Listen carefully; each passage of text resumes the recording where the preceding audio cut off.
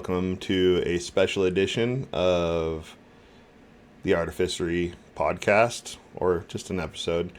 I am Nick. It's a long time no see, aka the Gandork, and today we got some previews for you, courtesy of FFG, for the next Star Wars Unlimited set, Jump to Lightspeed. Let's just get into it. So today we got a preview of a new leader, Captain Phasma. So our previews tie into her. So let's go ahead and talk about her. What do we got? We got Captain Phasma. So it's the Chrome Dome herself. They literally gave her the subtitle Chrome Dome. But let's see. She is a aggression villainy leader who has an action on her leader side to exhaust her, and if you played a First Order trait card this phase, you deal 1 damage to a base. Her epic action flips on 5 resources, and then if we look at her flip side, she's a 4/6. Not a bad stat line for 5. That's pretty average now.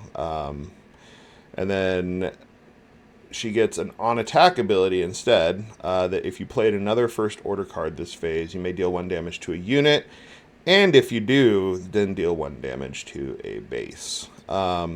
Which I think makes her one of the most, like, if you consider her on-attack ability, like, as part of her stats, like, that, she has to be probably the new most, like, stat-aggressive 5-flip leader. Essentially, it could be representing what's almost a 5/6 with a damage to a base, or just a 5 on base with the damage to a leader. Like, she's doing 6 damage potentially with 6 health, so like a 6/6. That's pretty good, but it all comes down to the trait and what she can play with that. So we've seen a few First Order cards already. So obviously some of our new previews are going to be First Order cards. So let's just jump into the first one. It is a space unit, 2 costs, aggression villainy, the Special Forces TIE Fighter. That's a First Order vehicle fighter. It's 2 cost 2/3, so fairly standard, line there for a unit. And then when played, if an opponent controls more space units than you, ready this unit. Which I actually like is kind of like a catch-up type mechanic. I think this is like a completely playable card. If TIE token swarm ends up being anything, we haven't seen like hardly anything that's TIE token other than the Kajimi, I think, which we can look at in a sec because it's also a First Order card. But like, potentially it's an anti, Space Swarm. Like, this card could even be good into, like, if we're thinking like Jango's in the current meta, they come out with, like, I mean, it's not good against like 7 Fleets with a shield, but like, if they come out with like Lurkings and like Cartel Spacer, you're kind of happy to get this to come in ready, even as a 2/3. But yeah, I think this would be perfectly playable with Phasma. Like, if you're building a Phasma deck, I don't know why you wouldn't have 3 of these. Looking at the next card that we have to preview, the Ginger. Of course, they gave me the Ginger review. Shout out to you, Alan. General Hux, no terms, no surrender. He is a 2-cost ground unit in aggression villainy. First Order official. He has each other friendly First Order unit gains raid 1.